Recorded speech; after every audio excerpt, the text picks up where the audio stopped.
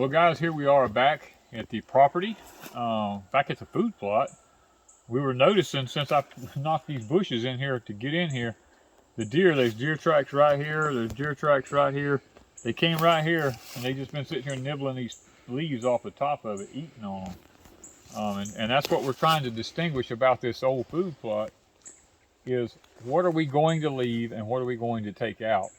Now I'm looking out here, there's some persimmon trees I see growing out here in it. We're going to leave the persimmons, I know that. There's one oak out there I see, I'm going to leave that oak in the food plot. But most of this is a wax myrtles, privy, and that type of stuff. And we're probably going to try to take as much of that out of here as we can so we can get here with a tractor and a popcorn tree. I see a popcorn tree out there. We're going to get that thing out of here. And we're just going to run around through here and kind of clean up the edges real good and leave it kind of woody around the edges where the deer don't feel so threatened about coming out into the opening. In other words, they'll stand under these big oaks and pines down along the edges here. Our thing is now we got to walk around the edges and find out where do we want to push all this stuff to be able to pile it all up, because we don't want to just push it off out in the woods just anywhere. We want to try to find a proper location. Now these trees here are called wax myrtles. They're fantastic flea control if you want something around your house. A lot of your inner city gardens have these trees, planted them in containers, because you can, when they're real little, you can shape them kind of like a boxwood, and they make fantastic flea controls around your house. Just out here in the woods, we don't actually need it though. Okay, we're here at this tree. You can see where the bucks has been hooking their horns on this. They have broke the top all out of it here, you know, racking their horns around. And I'm pretty sure the old gentleman chose this spot because it was a fantastic hunting spot down in here. Now these are all the old privy trees in here. You can see the berries on them up here. That's the seeds of them. Are they poisonous? I really don't really know. I know birds love them, but most of the leaves have fell off of these trees because of the freeze we had, and they're trying to start popping back out. And the deer love them actually. But we don't need this many. No. And here's another tree right here. This is a privy that the deer came in here and they hooked their horns on it, and well, they broke it off is what happened. They broke the top off of it originally, and they got trails. Just you can get down and see the trails all through here where the deer's been going.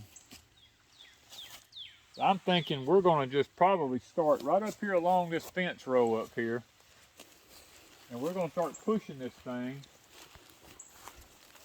and we're going to clean it up from up in here where the old truck's at. Here's another tree the horns broke off right there. I think we should probably start here because the old truck's sitting right in yonder. We'll come right down through here and start taking out all this, because this is some popcorn trees and yopons and stuff like that. And we're going to move it all. I got to look and see if the ideal place is going to be off over here, because I see a kind of a ravine down in there. If that might not be the best place to take all this underbrush and put down in there. All right, what about the pine tree? It's going to go. We've got enough pines. We've got enough pines. Yeah, this is going to be a food plot for the family to hunt on. That's my main reason for wanting to clear it back up, because you can see it goes way back into yonder. You can see the old wood line. This thing sits kind of catty-cornered. It don't sit square with the property. It sits kind of catty-cornered. That's why I want to get over on this side if I can and try to take everything this away. And then behind us back here, we'll put a shoot house up here somewhere for the family to be able to come, and maybe next year they'll have a place to come sit up here with the grandkids and possibly take them a deer if they want to. Well, out here, guys, we're a little ways in the food plot here, maybe 20 feet. We found a pecan tree here. Now, this is nice to have a pecan tree off in the middle of the food plot down here like this. And I see another one right here behind me sticking up. So we know well, I look down yonder, I see another one. So we know we've got 3 pecan trees right here. I'm going to have to bring some flagging in here and make sure I get these flagged so I don't damage them in any kind of way. So I'm going to keep making my way back I see the tops of about 4 or 5 more pecan trees sticking up down in yonder. So this is encouraging. Deer's gonna love them. Oh, and squirrels and everything, the ideal place. Well, I'm back in here. There is deer trails everywhere in here, and there's pecan trees like everywhere. I mean, I'm sitting here, I see probably 10 to 15 pecan trees right here in front of me. So we're going to have an ample supply of pecans. Yeah, this food plot is a little over an acre, looks like. I've walked back in there, and anytime you see those skinny tops sticking up there with no leaves on them, most of those are pecan trees, and what's not a pecan tree is a persimmon tree. And deer love both of them. Deer love them both, yeah. Squirrels, I'm anxious now to get in here and start knocking these yopons up in these privies and try to see just how many trees is left, because I don't want to take anything out until I know exactly what it is, but I know what privies and yopons and all that are. I want to just come through here and just start taking all of them up, and then I can see all the spacing of the other trees, and anything I don't think I need I can take out. But I can assure you this, there won't be one pecan tree took out. As long as I can help it, I will not mess with a pecan tree. Or persimmons if we can help it. Persimmons, some of the persimmons, there's like 5 and 6 of them in a group. I'll probably take out a couple of them. Narrow it down. Narrow it down, because we don't need that many of them. Because deer love persimmons. I mean, that's one thing. And when we come in here and start fertilizing, and them things going to Cadillac, I'm going to tell you, they're going to take over. So we're going to have to. And around the edges of it, we got huge tall pines. Them pines must be 80 feet up there. And on the other side is giant oaks and stuff like that. So I'm thinking. Can't see through these trees to see it, but they're back there. They're back there. But see, I'm thinking next year, Lord willing, we can bring the grandkids down here. Their daddies can come with them and bring them and sit down right in here and probably kill them a mess of squirrels. I mean, you know, it's maybe a good place. We got some grandkids into archery and stuff like that. Good place to come crossbow. You know, take a crossbow, maybe take you a young deer or something like that. I'm excited now. I knew this was here. I just didn't know it had pecan trees in it. I was thinking it was all privy and yopon and wax myrtles and stuff like that, but now we got some persimmon and some pecans. Look at that oak tree we found in here. That thing is massive. The third limb up is bigger around than me and you put together. It don't look like it. Look, this tree, you don't think that tree's big. Look at this.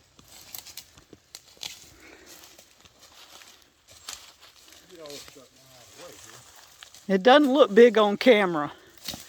I'm telling you. But that third limb up is bigger than me and Danny put together. I can't even. You couldn't even reach around that third limb up. No. There's no way. No. And it goes way up there, and the top limbs are bigger around than me. That's a big tree. That's a huge tree. The fence is in this tree. It's grown up in it. Okay, so the fence went through here at one time. There's an old fence went through here. We found part of it up yonder. It went right through, and when it was nailed to this tree, I don't know where it went from here. Look at this water here, guys. This is nice. I mean, that thing's... It's running. It's running good. It's pretty deep. I mean, it looks like it's about a foot deep in some places. For a little, you know, for a wood stream like that, that's pretty good. And it goes all the way back up middle of the property. Oh, yeah, it goes all the way to the pond. But there's some good trees in here. Look at that oak. Those are gums. That's a gum tree? Yeah, those oh, wow. are gums. All right, gum trees. Yeah. And there's Huge. A poplar right here behind us. Look at the size of that thing. Golly, that Look poplar. at that poplar. Oh, you don't see those anymore. Not like that. No. Wow. And these are all gum trees here. so what good is a gum tree? Not much. But, they just big old pretty trees. This has been broke off here.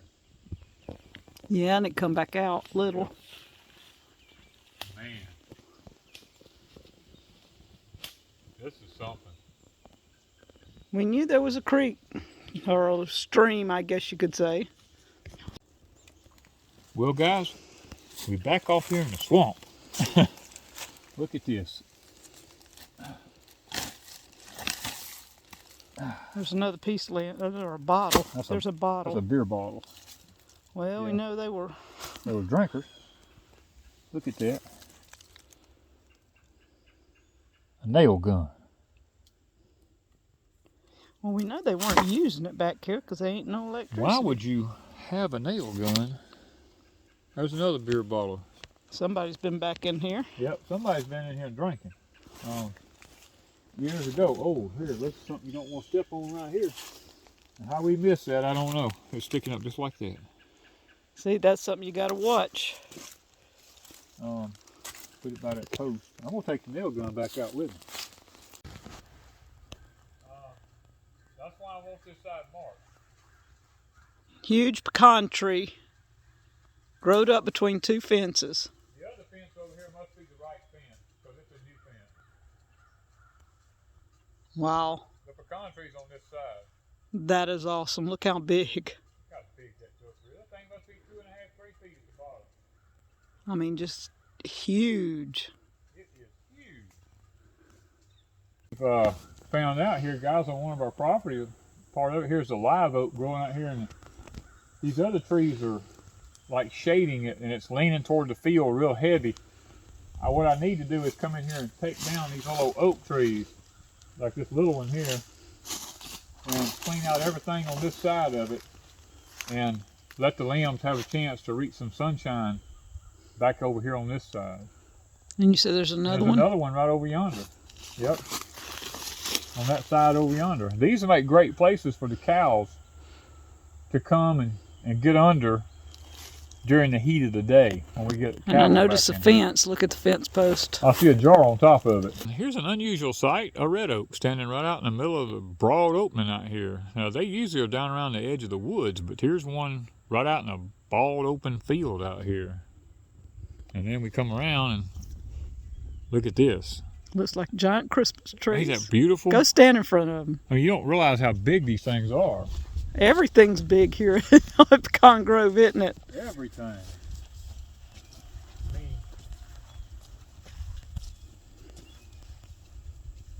look at the size of this thing. I'm little compared to the size of this. Wow. Just out in the middle of nowhere. 2 big cedars. There's squirrels. Jumping the trees. Yep, we were squirrels running through the trees in there, and we're sitting here looking at this pecan tree here, and then behind it was a big old dead snag. It was an old ancient pine, and this is the kind of stuff you kind of got to watch out for if you're in here doing some pushing and clearing around. There could be a vine hooked to that thing somewhere, and you're pushing and not paying any attention. That thing could break and just, fall over on you. So we're going to have to pay attention when we start getting up in this part of it